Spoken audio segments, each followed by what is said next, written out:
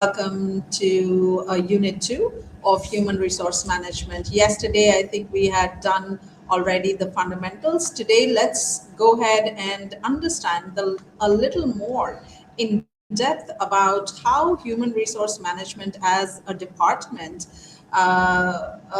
divulges and distributes its functions. So, majorly, this unit is going to cover functions of human resource management and typically the in-depth drive of two major functions as an HR management personnel that you need to understand. And if you look at the left part of the slide, you will see clearly that functions majorly are divided into two portions, managerial functions and operative functions. Now, in just a basic introduction, here are a few of the pointers for you. Why human resource management? What are those activities that are encompassed with the department, and how an organization actually ensures that these functions are met to the core and are aligned to the company's vision and the mission. So basic functions basically are all about that the activities that are performed by the HR manager or the resource person or the workforce that is there in order to maintain and manage the workforce of the organization. It would act as a bridge between organizational goals and employee needs, and some of it again depends on the entire employee life cycle coverage and from hiring or from resourcing to retirement. It also includes managerial and few of the operative activities. When we discuss further, we are going to take it ahead in depth. Essential long-term organization effectiveness, and few of the scopes are majorly pertaining to recruitment, training and development, welfare, engagement, and aligning the goals of individuals towards the organization goals, and together the organization and the resources and the human resource or employees grow. The objectives, typically yesterday also we actually talked about these objectives, organizational objectives that align with HR and HRs with the business goals. Align HR means human resources, not the department. Ensure right talent in the right roles. That is typically mapping the talent and the skill set with the roles that are there. Social objective, ethical, legal, corporate social responsibility, etc., employee benefit opportunity, employment opportunities, and so on and so forth. Functional objectives, HR depth and department's effectiveness, streamlining processes, optimizing resources, etc. Personal objectives typically pertaining to the employees, where it talks about career development, performance management, growth, and is there any new skill interest area, or interdepartmental skilling also works a lot more, along with stress management, work-life balance, and some of the welfare activities that are embedded into this particular objective. Categories of human resource management functions. As I've already spoken about this, it is majorly divided into two portions. One is the managerial category, the other is the operative function or the operative category. If we look at these two, you also see it lot attached to the management roles. As a manager, what are the activities and what is the department's activities in order that it is a management department? So looking from that perspective, planning is first and foremost. As it is always said, that when you actually plan, it covers 60% of the groundwork that needs to be done. Hence, your tendency to be successful in whatever strategies that you are making is going to be fruitful.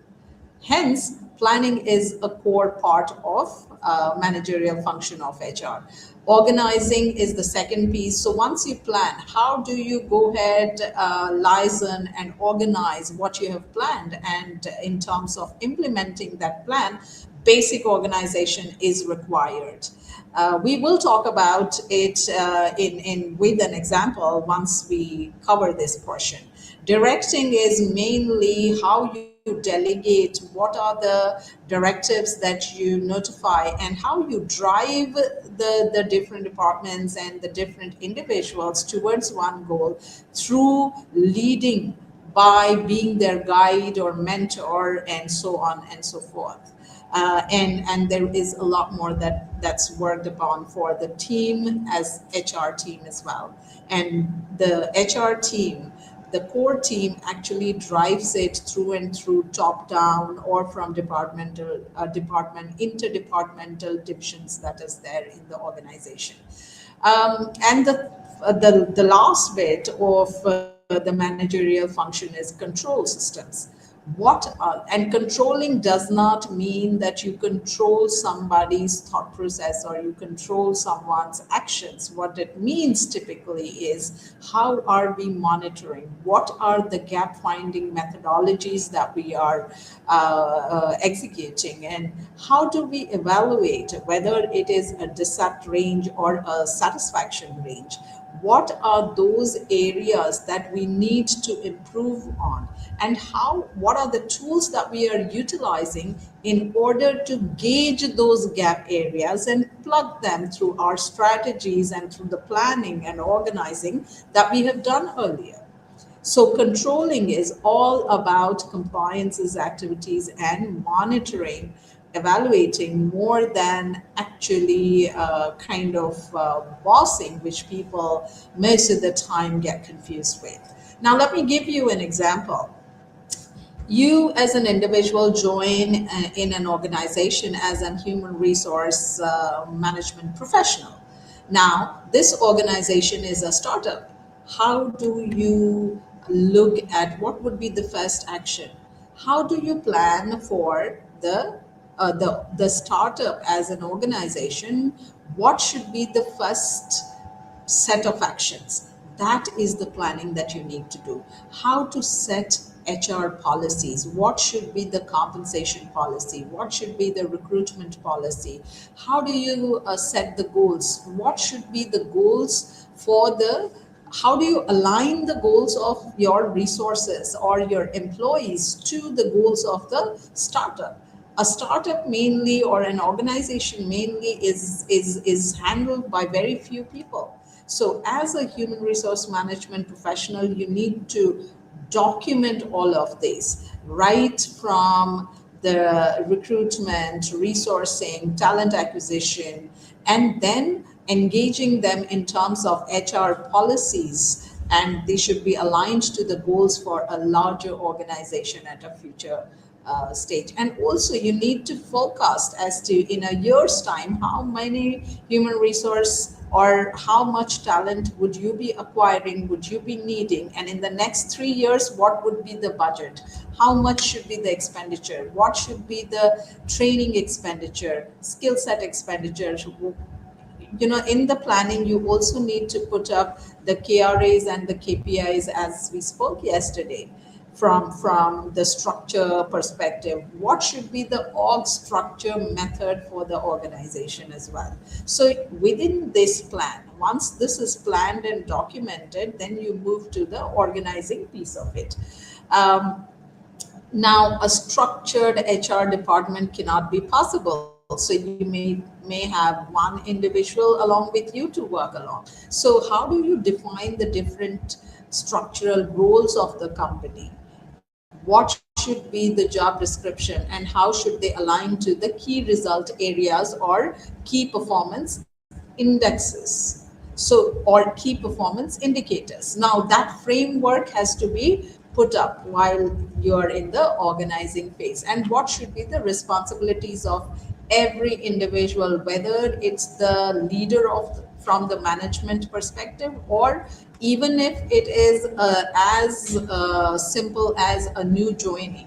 So everybody has a role to play, and that role has to be defined in a proper way and has to be communicated in the same way to make sure that organizing piece is taken care of. Now, the third bit is directing. Once all this is set, for example, you have set the HR goals, you have done the forecast works, and it is already presented to the board, and the board has actually gone ahead and approved, then you have done your groundwork piece of organizing to ensure that that is followed every time and any time. That is where directing comes into picture. So when you are communicating in form of a lead role, what do you do? So you get down to departments, you get down to talking to people, and you keep repeating or reiterating the policies. You take them into different groups, put them through for different quizzes, and you direct them and you drive them towards the goals and towards your plan of actions.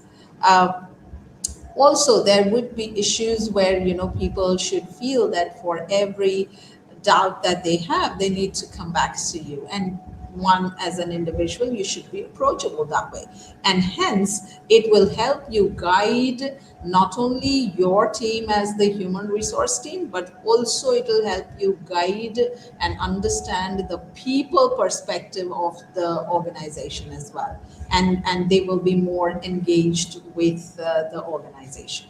And the last bit is to monitor. So there have to be some reports that needs to be drawn out. There have to be certain surveys that needs to be done.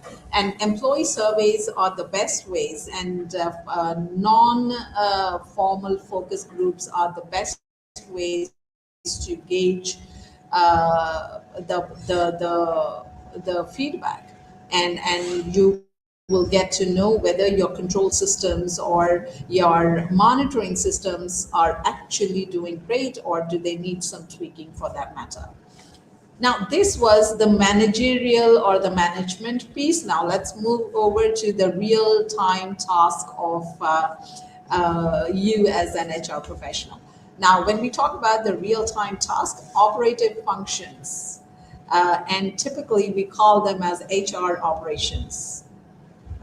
Ops is basically the on ground work that you do and the activities that are a part of your functional day to day routine. Now, as we talked about it yesterday, also talent acquisition is one of the pieces. And in order to acquire and attract the right talent, you need to have a sourcing in place. And HR sourcing or human resource sourcing actually encompasses the recruitment policies, the methods, the selections, and the placements.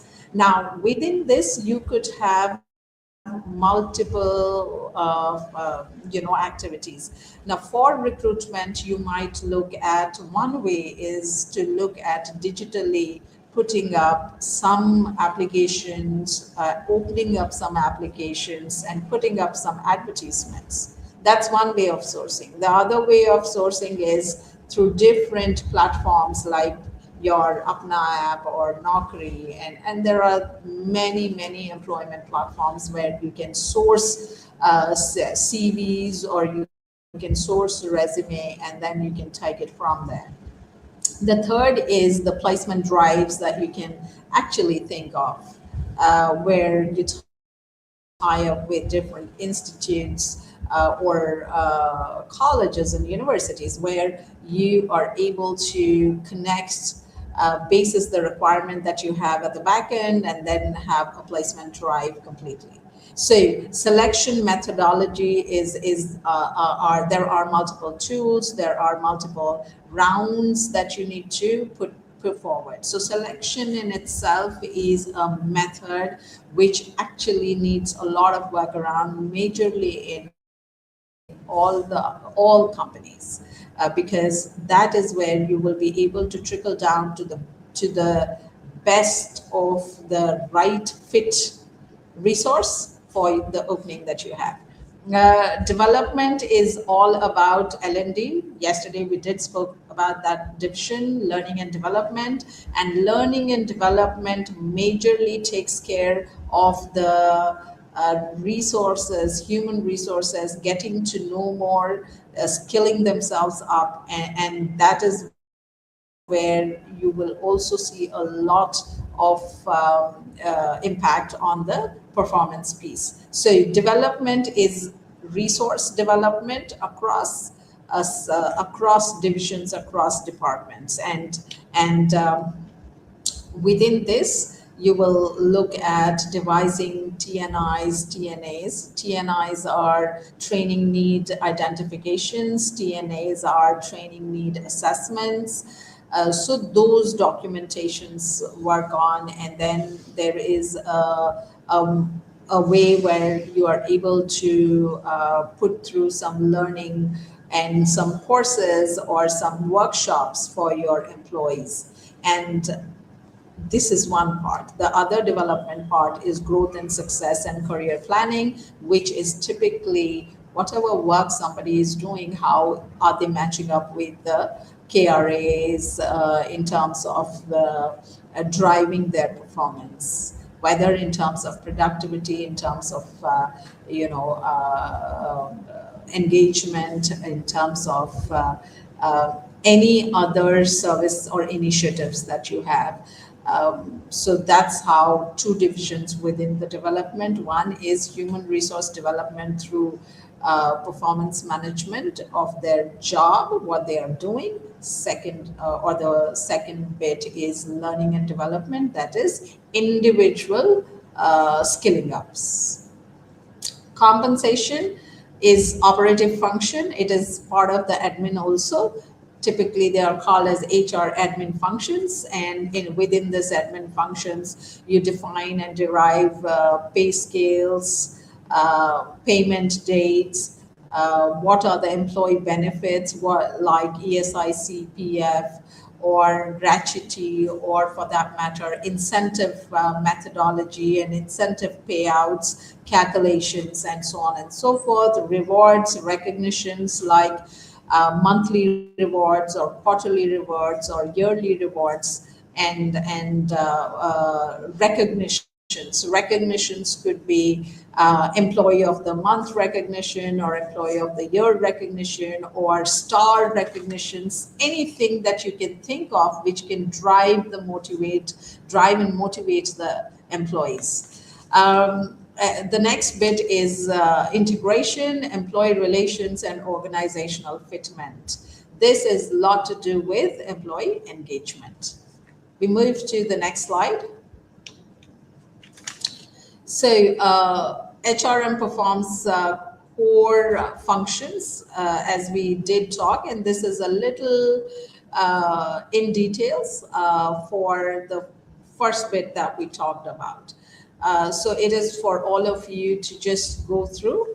Basically, within planning, what are the different activities that you're supposed to do, which is pertaining to workforce forecasting and the needs, HR policies, HR goals, skill gap identifications, and budget for any HR activities. Now, budgeting is a part in every division and department. HR within its planning function as planning, it is one of the major activities, and it is very, very cost sensitive. Please do remember, as human resource professionals, you all need to work on the cost benefit also. Why? Because HR hiring a human resource till the time they are productive for the organization, they are actually a cost, even if they get paid and they are getting trained, they are given benefits. So when a fresher is inducted into a company, it is a cost to the company. And this cost continues for at least the probation period because they are non-productive by then. Second is organizing. Within organizing, the activities are you design HR structure, assign roles and duties, responsibilities, design job descriptions, etc.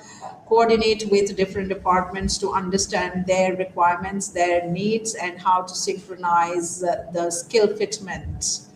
And then you delegate authorities. In the directing part of it, you motivate employees, provide leadership alignments, and help them with their support required, issue instructions, build a team culture. So if you see in the directing portion, through your actions, through the workshops, through every communication that you have within the organization and beyond the organization, you need to have a thought to drive the organization culture. Every organization is known for its culture, and that culture is very unique to each of the companies, and they are very close to the hearts of the management as well. So you as HR professional needs to make sure that you know that that culture piece is displayed every time that you are communicating, or you are deliberately driving any activity, initiative, so on and so forth. And certain times you can actually plan something which can drive culture. The last bit is controlling piece, safer. So what we already talked about is setting the performance standards and making sure that there is a monitoring that's happening either through daily reports, weekly reports, monthly reports, and there are reviews that happens, quarterly reviews and monthly reviews, or for that matter, half-yearly reviews and yearly reviews. Now, for example, if you're going or talking about performance management, you have set the policies, the documentation is done, you have communicated to all your employees, but you're not monitoring either monthly or bi-weekly, or maybe sometime quarterly and 6 monthly, and suddenly in a year's time you get to meet your employee, and that's where you sit and talk about their performance. It will not help them. So you have to have a constant engagement, and that's where these monitoring methods and matrices are worked upon. Monitor HR metrics, take corrective actions, conduct HR audits. Audits are mainly to ensure that there is constant engagement, there is compliance that is attached to. Now, for example, as HR, if you have a ESIC policy, then you need to make sure monthly you are filing for the ESIC and contribution, company's contribution versus employees' contribution, and all those have to be complied to. In case you're a CMMI or CMM level company, then there are more legal obligation that you need to be compiling to, and it is essential that we stick to those. So we move over to the next one.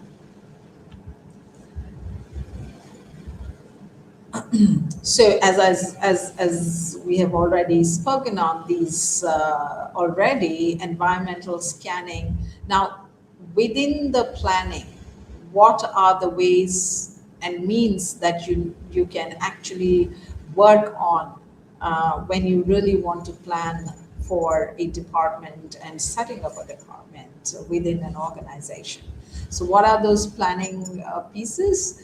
Environmental scanning. Now, environmental scanning is all about you analyze how is the feel of the company, what is the feeler among the people about the company, how is the environment. So certain times we get to hear, I'm not very comfortable with the environment, and sometimes we get to hear, oh, this is a cool environment.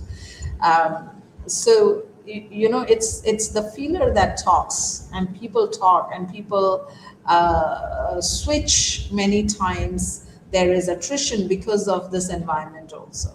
So apart from infrastructure, what is the respect feeler? how is the uh, relation within the company, how is the interpersonal relations, what is the respect levels. So all those actually get down to the environment piece of it. So you analyze internally, externally, what outsiders feel about a particular company. So that also matters, because it's a persuasion that somebody has, it's a thought process that somebody has about a particular company. So all those factors, and then you also do a SWOT analysis as well. And you keep observing and looking for gaps. Observation is extremely, extremely important again. So demand and forecasting, as we do a demand forecast for the sales, for the ops, for the uh, households. Similarly, we also take on demands for HR as well. So, what is the futuristic skill set required? Where is the basis the organizations plan to grow? What kind of resources would be needed in future?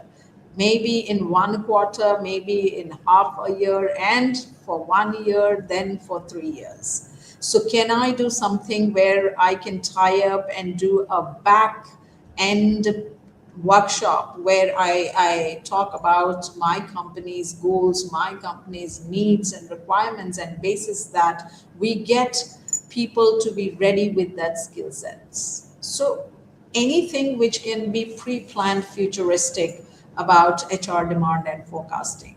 So, and supply analysis, HR supply analysis, so current workforce capability and availability. Now, supply analysis is, let's not consider them as commodities. Let's consider that, if there are 10 IT professionals in my IT department right now, and I may have a demand for another 30 in next 3 months, how am I going to complement the present group skill set with the incoming new individuals who will be recruited? That is important in HR supply analysis. So gap analysis, difference between demand and available supply. For example, with AI coming in, a lot of people, there is a spike in data mining, machine learning individuals, and however, in case there is a heavy demand, say for example in my company there is a heavy demand for people with MS Office basic computing requirement. Now, will an individual who is a BTech and who is an MTech and is into software development be helpful for my organization? May not be. So what is that difference? And finding that difference initially is again important.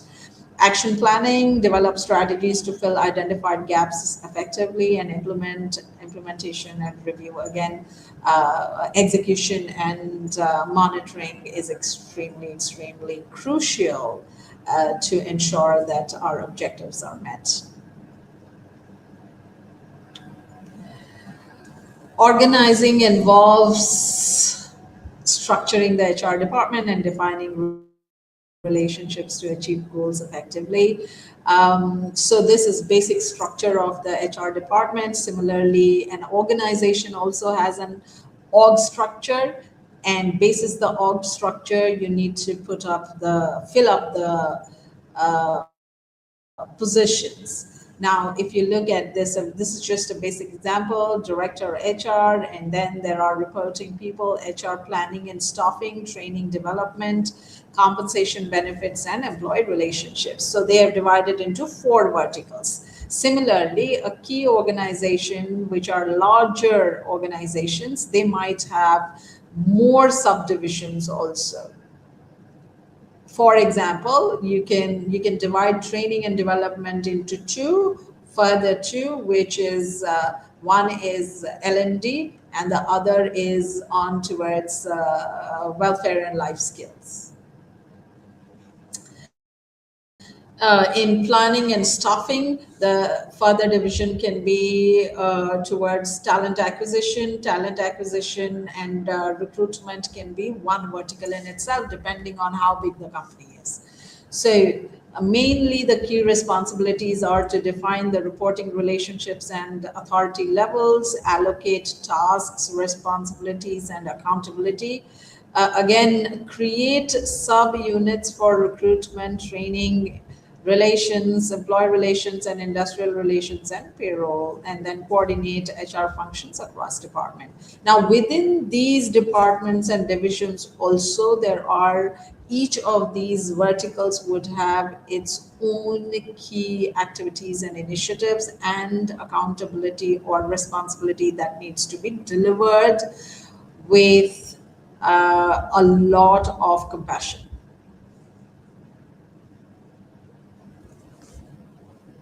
Directing in HR, all about motivation, leadership, communication, supervision, and team building. As an HR, the directing piece is crucial because this is where you are more engaged with people to make sure that you are a bridge between the employees and the people and the organization, and you are the ambassador who will balance both the sides. And guiding would be an embedded piece of the work that you do, guidance and mentoring or monitoring, or while you are communicating, while you are mentoring, while you are guiding, you also ensure that the communication is going absolutely transparent, it is clear, and um, it is trickling down to the last mile as well.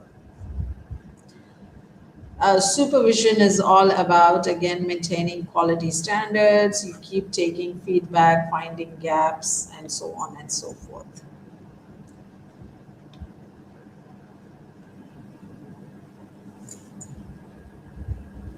Here is the interesting piece of it. Again, controlling is all about monitoring. You Once you have set standards, then you move to measuring those. You collect data. Now, I think I should give you one of the examples of your KRAs. Now, every year in every organization, there is a key performance appraisal that's happens. And in the performance appraisal piece of it, there is already a form that is being filled by the employee, and there is a form that is there as the monitoring piece that has happened in terms of productivity.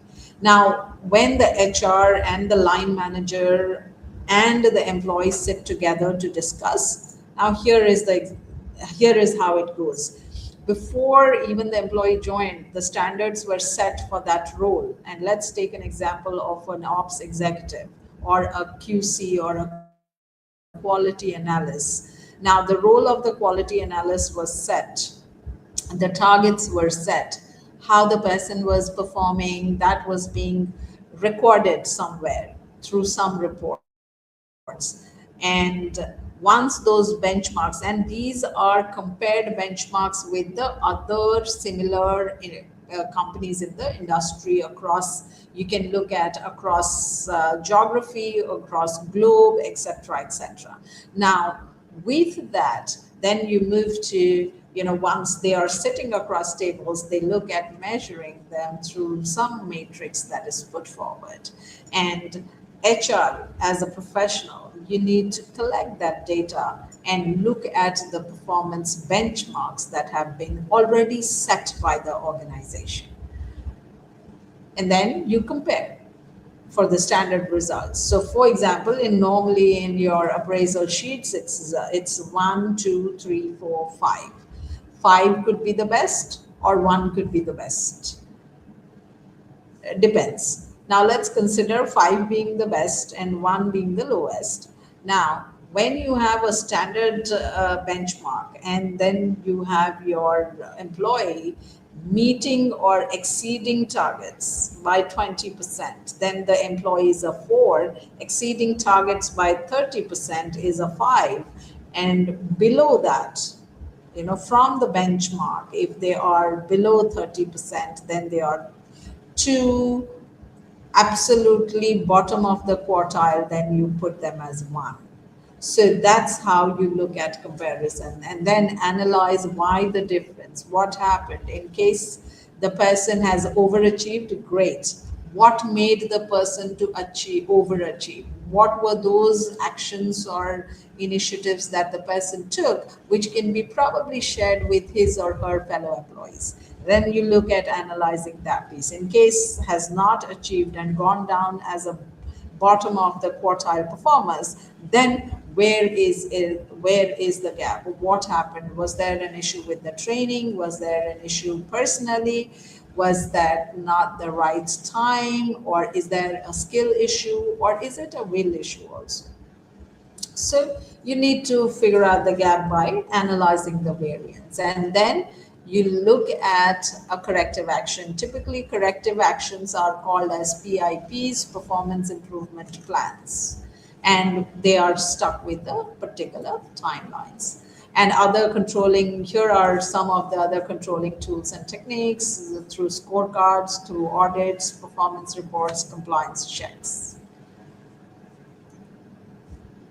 So overall, if you see, the controlling mechanism is all about basically monitoring, analyzing, and finding gaps, and then trying to bring in a solution to plug those gaps.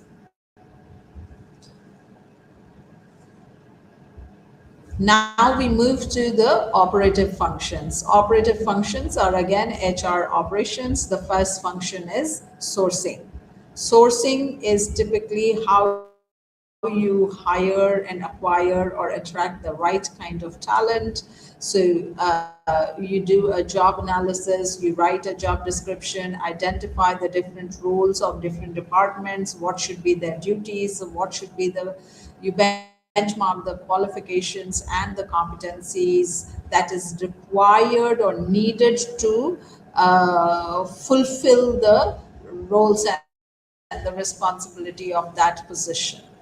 Now, for example, somebody who think about it, finance department of your organization requires an accountant,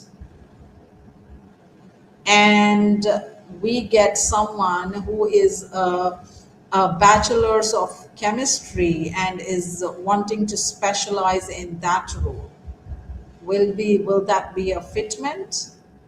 Absolutely not, because the role says accountant, which means the person has to have knowledge of accounting softwares, ERP softwares, and barring that, the basic knowledge of book entries. Hence, the job fitment. Similarly, for each role, you need to define and document. And then comes the recruitment process, selection. Recruitment of candidates can be attracting the right candidates through job fairs, through placement drives, through walk-ins, or through different platforms nowadays. Selection, again, screening, pre-review of the CVs and the resume, telephonic rounds, ops rounds, technical rounds, interview rounds, generic behavioral rounds through psychometric testing is one of the rounds nowadays, which is a common practice to see the personality fitment. So that's also one of the ways that you can look at it, and evaluate the candidate's fitment to the competency, job competency, and job role actually. Placements and induction, onboarding. After you have selected the candidate, you need to induct the candidate into the company as a new family member. So in order to do so, you need to know what are the onboarding processes, what should be the documentations that are needed, that are required, what are the sign-offs that are required, how will the appointment happen, and integrate and follow a complete induction, seamless induction process to integrate or put them into the teams that they are supposed to be, and hand them over to the department where they fit in. And then socialization. Socialization is basically, while induction, you get them to meet different people, different department within the organization, and also help them understand the culture of the organizations. What are the values? What is the philosophy? What is the belief system on which the company stands and is having a vision to grow? So performance development function. This is another second piece of it: performance management and training. As we said, within the operative, HR sourcing is one piece of it. Then is the performance management, training, development. So performance management, again, deriving KRAs, you need to setting objectives and key goals for different roles, and that should be aligned to the company's strategic vision and mission. Then appraisal methods, rating scales, reviews, etc. And once that is done, what should be the regular feedback loops? How the mentoring should happen? Should it be one-on-one mentoring, one-to-many mentoring? Should it be through a workshop? Should it be through any outside training program, etc., etc. Recognitions and rewards, PIP, as I said, performance improvement plans. This is typically for when you find a gap, how to improve from where they are to the expected standards is the PIP piece of it. Training and development needs, again, as HR professional, while you are managing your people, you also need to look at their individual development aspirations, and those aspirations have to be aligned to the goals of the organization. And how you need to take them is through TNAs and TNIs. As we've, I think, spoken about this a little. Training need identifications or training need assessments or analysis. You find the gaps, you devise a program or a workshop, or if you feel that it is okay to go one-on-one, then that is also good. And then you design a complete program, methods, what would be the delivery, what should be the content, and then take them through their programs. All kinds of on-job training or skill training that happens, the upgradation trainings that happen, certification trainings if you can get some, management development programs, leadership development programs, organization development piece also plays a little bit of role in management and leadership development.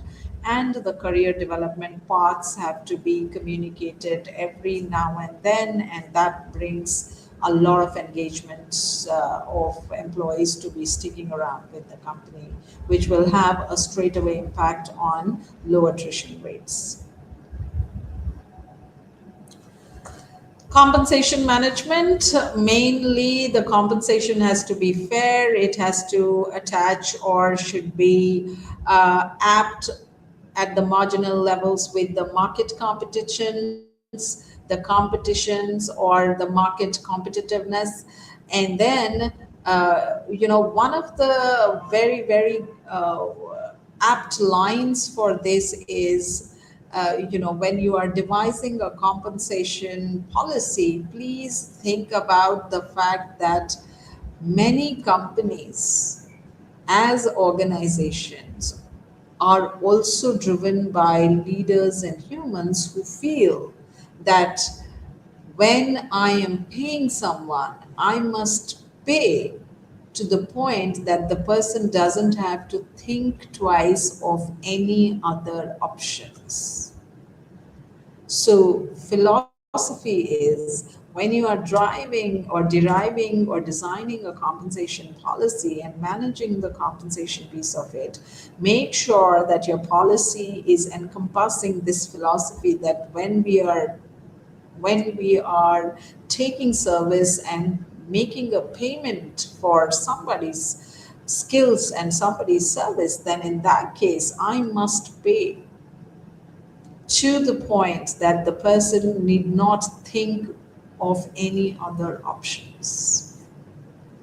So how hence the base pay should be fixed regular wages, salaries, job grade, incentive based, whichever way, variable. So there can be a fixed plus a variable, a base pay, then benefits, then variable pay, and then you have perquisites also.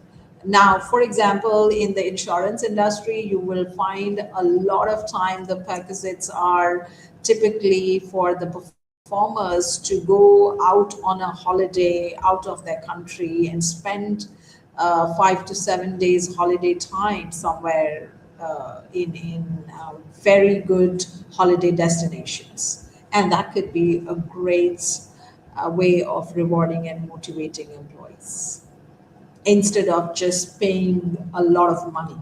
Then, okay, you did a great job, here is a lot of money or incentive. Other than incentives, certain times rejuvenation and engagement towards rejuvenation is important. So the base pay typically talks about the basic payment, your salary, and what are the components of the salary. And within that you need to fix it to the government compliances as well. So, for example, geography wise, work wise, and position wise, there is a basic norm for every industry, every um, uh, division of the industry, and one needs to attach to that with the base pay, then benefits depending again on 25 employees, less than 25, lean methods, or more employees, then what should be the benefits, health insurance, pf, gratuity, sic, leave policies, everything falls into that. Variable pay is mainly your bonuses once a year, incentives and commissions in case of sales individuals. What is there ESOP or profit sharing that you want to make? Then how would you make on those ones? Perquisites we talked about. Other than the base benefits, are we okay to give away someone who is coming from different geography to help them with their housing, with their travel allowance, etc. So principles of these are the basic principles of a fair compensation: internal equity, external equity, individual equity, and legal and compliance. Legal compliance is embedded in every factor that you take on. So equal pay for equal work internally, and that's internal equity. For example, if there is a female fresher and a male fresher, for the same position of ops executive, both of them need to be on the same pay scale, not a high or a low based on gender. That's what it means, internal equity. External equity typically means competitive with market standards. So it is also sometimes you have had hired people 20 years ago and their payment, though it has increased through the years, but it does not match right now to the base. Sorry. In that case, you need to make a policy which will actually cater and bring their salaries to the same market levels. And that's where we need to make it to external. So looking at, if we have one of the companies that we are working, and there are 10 similar companies across the country, and we need to make a check that are the other companies giving the payouts at the same level at what we are giving. If yes, then it's good. If no, if we are lower, then we need to look at what the market is demanding currently, and then we need to raise them up. And in case we have higher payouts, then also we need to look at in future how we can uh, part that up with the market captions right at that time. So that's how you need to look at. Individual equity is, every individual's performance based increments that happen through appraisals. Legal compliance is adhere to all the labor laws and the acts that are there as a part of the company and as a part of the HR. Employee relations and integration, it is all about conflict management, grievance handling, employee welfare, employee engagement, work life balance, disciplinary actions, and labor relations.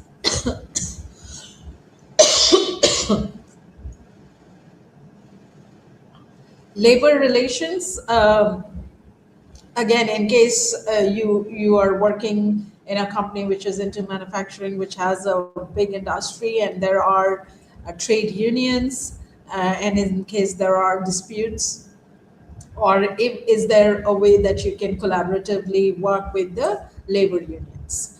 Grievance handling is, again, every nowadays, like in every college, every university, there is a committee of grievance handling, and for every complaint that an employee has, they can go over, and there has to be a fair procedure and a method to handle the conflicts and grievances.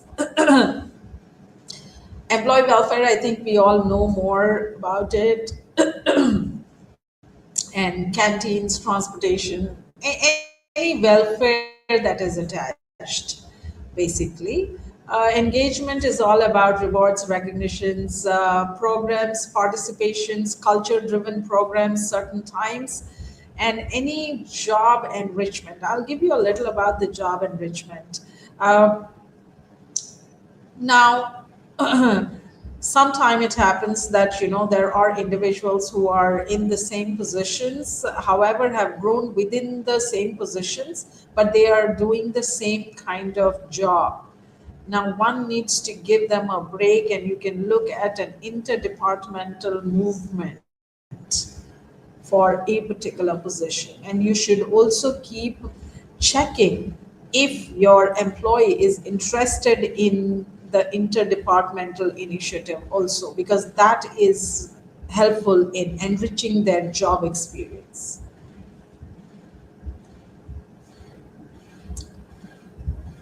Work-life balance and disciplinary actions. Work-life balance is all to do with your leave policies. More than leave policies, it is all about how you can help employees also have their personal lives intact while they seek a career in your organization. And if they feel that their balance is there, there is always a chance that they will always be loyal to you. Disciplinary actions are all about code of conduct, following the policies and the policies of the organizations. If there are any warnings, if there are any disciplinary committee actions or procedures that needs to be taken, all that has to be driven by HR as a professional. What are the challenges that you face as managers and you know so as managers, where do you see and what are those challenges? So globalization is one of the challenges, because with multicultural remote workforce. Now, if you are working in a large company, which is an MNC, and you have offices across different geographies, say few in Asia Pacific region, few in the Western countries, in the US, in the European countries, and some in the Middle East. And at the same time, to make sure that you as HR professional How would you drive the same flow of communication, same flow of culture, same flow of thought process driven across globe with so many different cultures, and offices around, because each of these countries or these geographies will there have their own challenges to deal with, will have their own methods to go with. Now let's look at one of the examples. Say for example, when you're looking at calling for a team meeting, and you are sitting in India and you give a timeline of, say, 1800 hours Indian time. Now, 1800 hours Indian time could be for the Pacific Standard Time of US, it could be somewhere early morning. Similarly, within the US itself, there could be a change in the time zone towards Pennsylvania, which is far east. That could be somewhere in the afternoon or the evening. And look at Singapore, Japan, this side, the timing. So you, as HR professional, have to be very, very observant and proactive about how I can get and communicate with all my consents, and have the similar kind of communication through and through with a fair practice. So that's quite challenging, as I gave one of the examples. Similarly, tech changes that happen, adapting to AI, automation, digital trends. Many a times, in most of the organizations, this is one of the most acquired challenge. With AI coming in, with youngsters joining in, many a times the people from the further generations who have been there in the company for 20 years, 20 plus years, 25 years, they have challenges. And you as HR managers, how do you drive this adoption to technology? And not only driving it as technology, but let's take an example. Earlier, one would just sign off the attendance register. Now there are applications where, in case you are sitting at home taking a work from home, you just log in through your VPN, APN, and then mark your attendance out there. No more biometrics unless you are physically coming down to office. How does that adoption work for every single employee? So driving that culture of being flexible to adapt to the changing variability into the technology and technology adoption into your organization is one of the key challenges. And mind me, you will definitely have a tough time there. Talent wars, yes, top acquiring and attracting the top talents in the market. What should be the strategy? How can I attract? It's not only the money every time, or should it be the highest of the packages, or should it be packaged with other benefits? It's a strategy for you to decide. Employee well-being, again, this is all about engaging and engagement actions and activities and initiatives which can actually drive more of employees to be attracted, or more talent to be attracted for you. Legal compliance, again, navigating and evolving through the labor laws and HR regulations. Human resource as a department has a lot of regulations to take care, and it is important that we stick to most of them. Performance culture, building, driving a culture where people are more not only engaged, they also feel that sense of responsibility to contribute where the company and the organization grows, and bringing that thought process or that culture is a part of your job as HR professional. And this is very, very challenging again.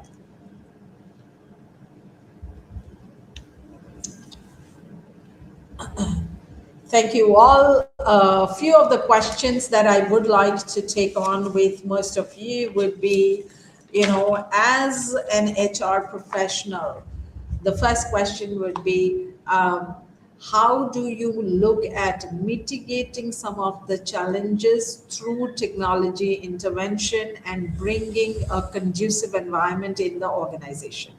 That could be one of the questions to think of.